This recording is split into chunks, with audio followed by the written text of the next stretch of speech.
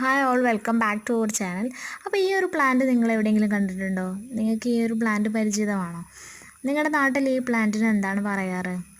അതൊക്കെ ഒന്ന് ജസ്റ്റ് ഒന്ന് കമൻറ്റ് ചെയ്യുക. ഇതിന് മലയാളത്തിൽ എന്താണ് ഈ പ്ലാന്റിനെ പറയാമെന്ന് എനിക്കറിയില്ല. പക്ഷേ ഇംഗ്ലീഷിൽ കോമൺ ആയിട്ട് ഇതിന് പറയുന്ന പേര് ബ്ലീഡിങ് ഹാർട്ട് വെയിൻ എന്നാണ്.